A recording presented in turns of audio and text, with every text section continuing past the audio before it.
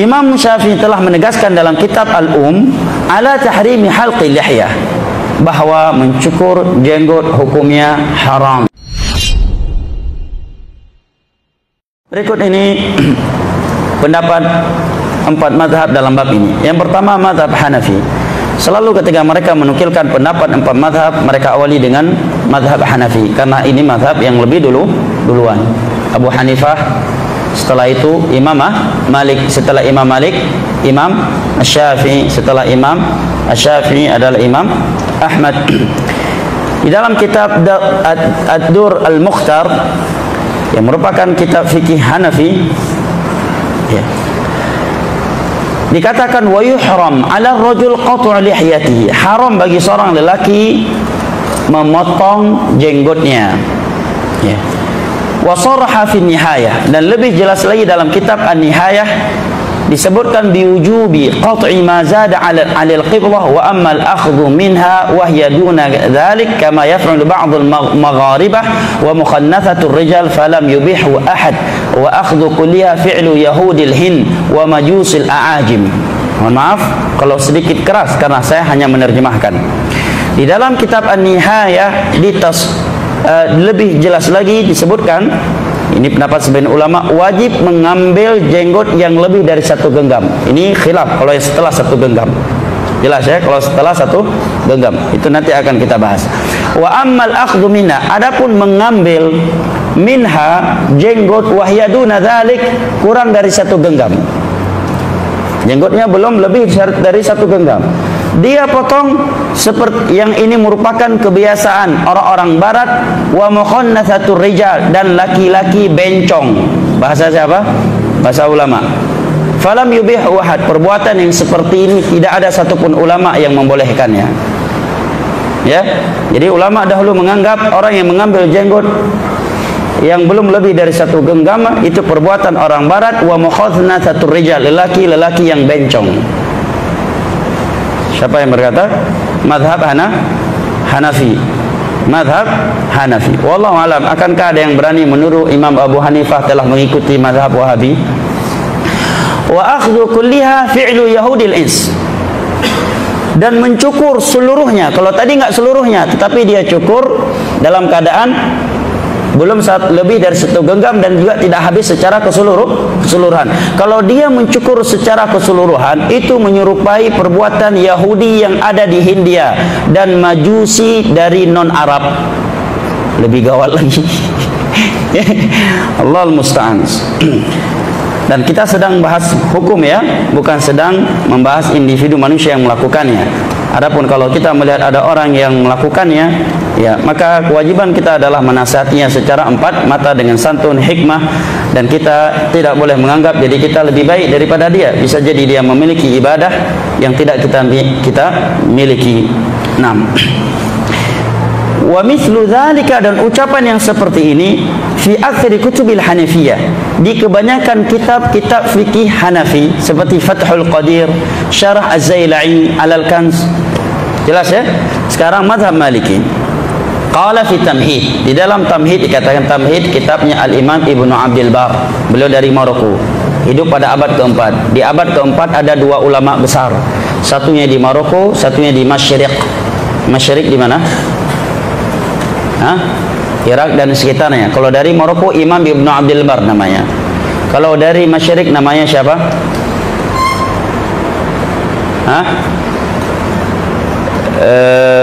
Allah, saya juga jadi lupa lihat Farid nih. Lihat yang punya, yang nulis Iqtidha al-Ilm al-Amal, Al-Khatib Al-Baghdadi. Ya, ini 2 ulama besar di masa itu. Di Marokonya Ibnu Abdul Bar, di Masyriq, di bagian timur adalah Al-Imam Al-Baghdadi. Imam Ibnu Abdul Bar merupakan ulama terpandang dalam mazhab Maliki, menyatakan wa yuhram halqul lihyah, haram mencukur jenggot. Siapa beliau? Ibnu Abdul Bar, di abad ke-4. Adakah yang berani menyatakan beliau sudah mulai terpengaruh atau membelot kepada mazhab Wahabi? Belum ada Wahabi di masa itu.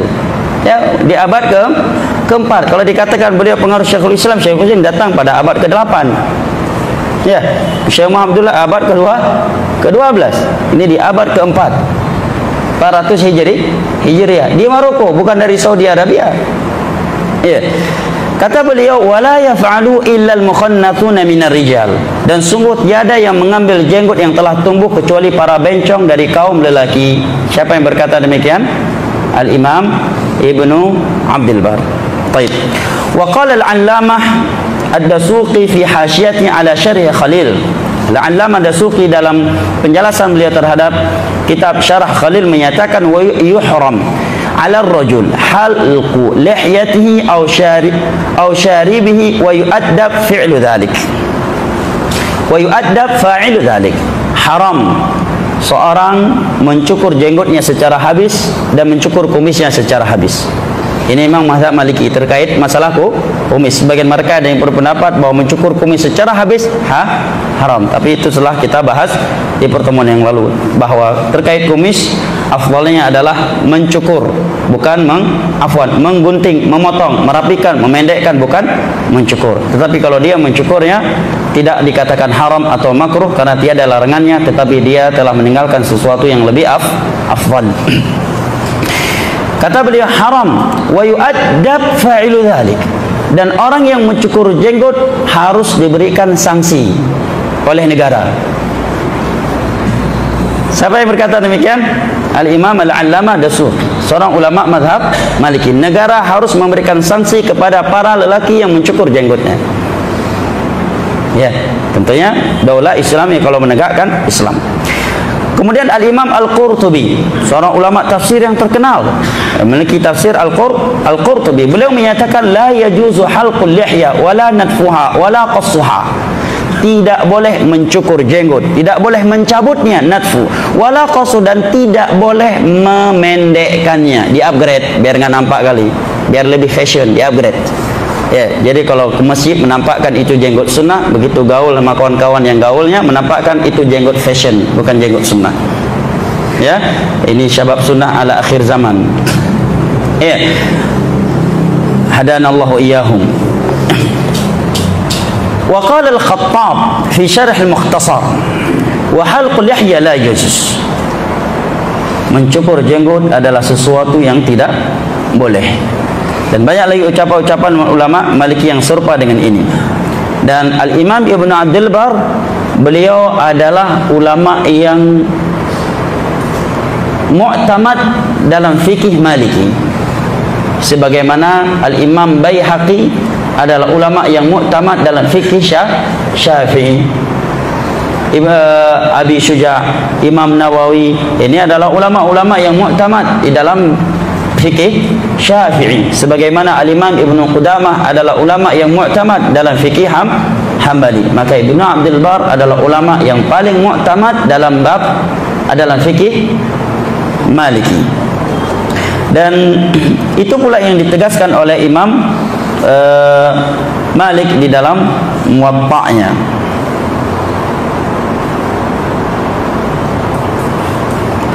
Baik, berikut ini mazhab Asy-Syafi'i. Mari kita simak mazhab Syafi'i, ya. Kata Syekh Ahmad bin Qasim Al-Abadi di akhir pembahasan Al-Aqiqah dari hasyiah beliau terhadap Tuhfatul Muhtaj bi Syarh Al-Minhaj li Sadati Syafi'iyah, qala Ibnu Rif'ah fi Hasyiatil Kafiyah, innal Imam Syafi'i qad nassa fil sesungguhnya Imam Syafi'i telah menegaskan di dalam Al-Um. Kalau antum melihat ada ucapan nassal Imam Ahmad dalam bab ini, jangan antum terjemahkan nas dari Imam Ahmad. Sebagian orang ada yang bingung, nas Imam Ahmad, nas dalil. Oh, maksud Ahmad di sini Nabi Muhammad, nama lain dari Nabi Muhammad. Ini keliru. Maksudnya nassal Imam Ahmad, nassal Imam Syafi'i, nassal Imam Malik, maksudnya berucap dengan ucapan yang jelas, tegas, gamblang.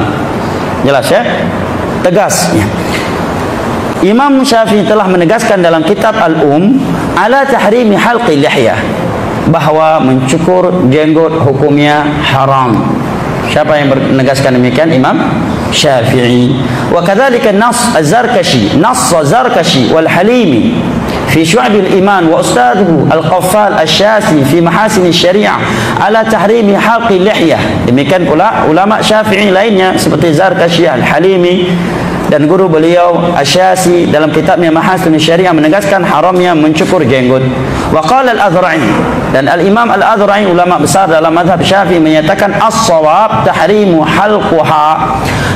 halqiha jumlatan li ghairi illatin biha. Yang benar dalam mazhab Syafi'i adalah haramnya mencukur jenggot secara umum tanpa penyakit yang ada pada beda. Kalau ada penyakit atau suatu kondisi mengharuskan dia mencukur jenggot. Nah, jadi kalau ada yang menukilkan, oh kita Syafi'i, kalau dalam Syafi'i hukumnya sunnah, nyan sebagian Syafi'iyah hai tengku mutuah. Itu pendapat sebagian Syafi'iyah, dan itu pendapat yang tidak benar kata Imam Al-Azra'i ulama besar dalam mazhab Syafi'i. Kalau ada yang menisbatkan hukum jenggot, mencukur jenggot makruh atau boleh dalam mazhab Syafi'i, itu penukilan yang tidak benar. Siapa yang menegaskan demikian? Al-Imam Al-Azra'i. Andai kata ada ulama yang dinisbatkan ke Syafi'iyah, ya, maka itu pendapat yang tidak benar. Dan perlu diketahui pendapat Syafi'iyah belum tentu sama dengan pendapat Imam Syafi'i.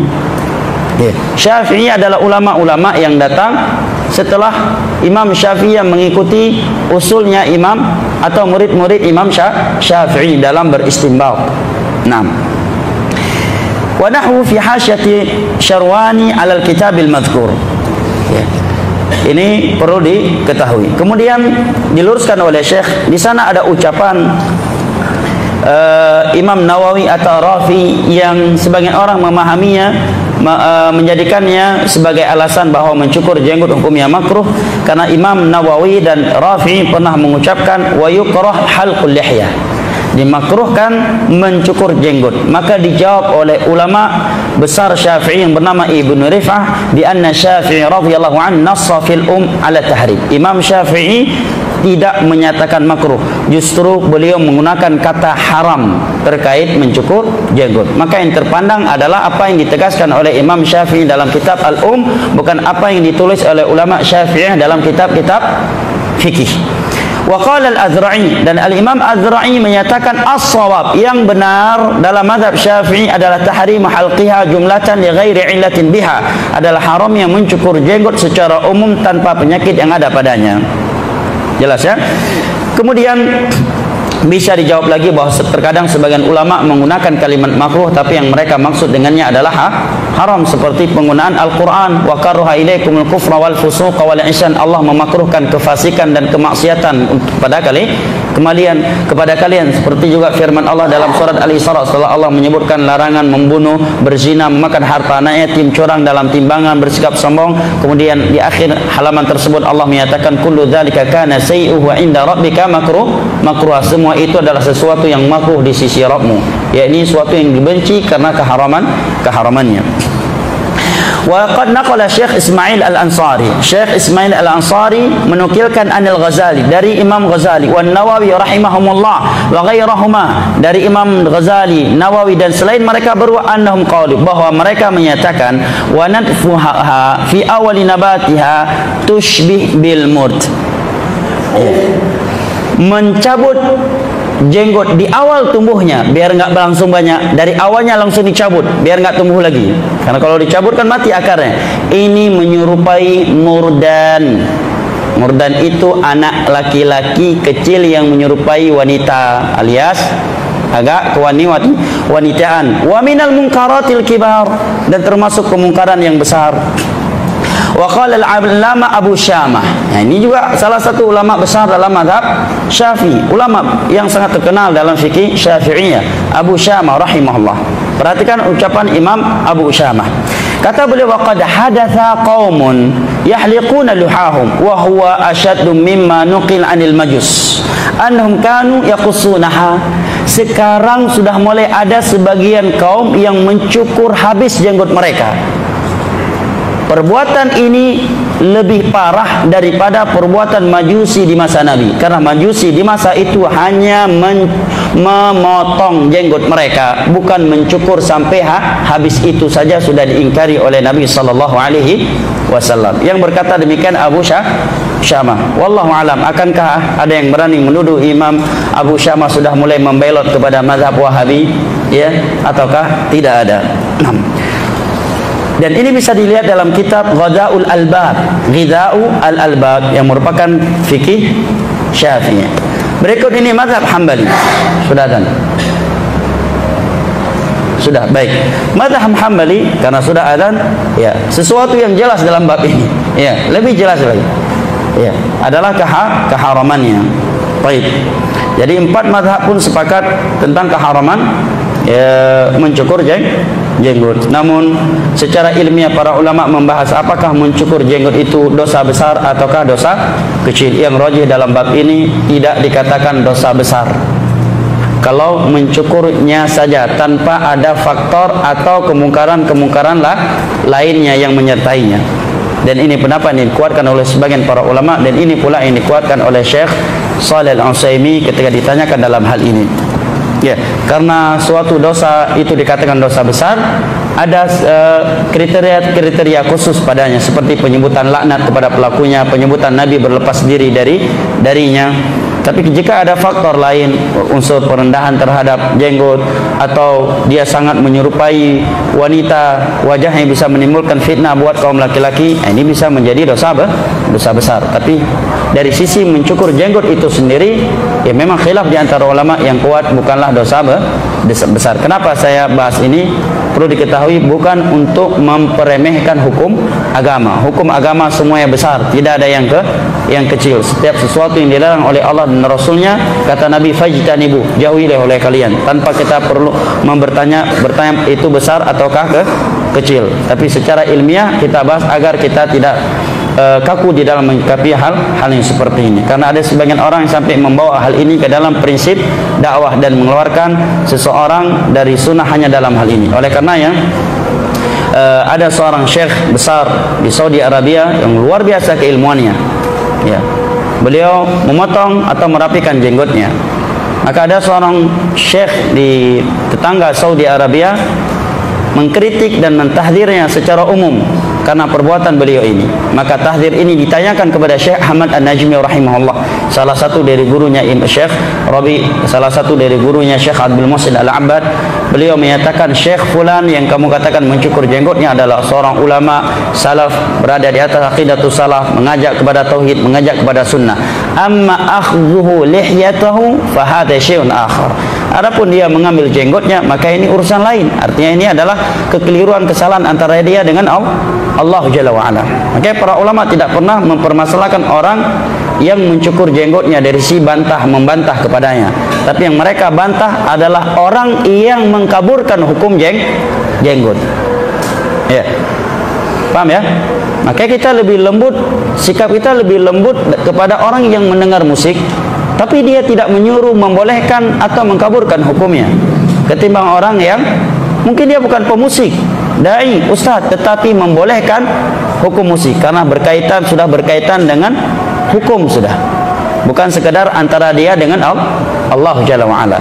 Adapun maksiat yang dilakukan oleh setiap orang, yang dia melakukannya antara dia dengan Allah, atau dia melakukannya karena mungkin masih kena syubhat atau belum tahu, kewajiban kita adalah menasihatinya dengan hikmah dan tidak boleh memandang dia dengan pandangan rendah. Bisa jadi dia mati dalam keadaan husnul khatimah, sementara kita na'udzubillah su'ul khatimah, ya. Atau dia memiliki ibadah-ibadah yang tidak kita ketahui, yang ibadah tersebut tidak kita miliki. Tapi yang kita bahas adalah kaidah umum, atau orang yang mengkaburkan hukum Islam yang sudah jelas. Nah, wallahu alam bisawab. Kiranya ini yang dapat kita kaji pada malam yang berbahagia ini. Kita akhiri dengan doa kafaratul majlis. Subhanakallahumma bihamdik asyhadu an la ilaha illa anta astaghfiruka wa atubu ilaik. Wassalamu alaikum warahmatullahi wabarakatuh.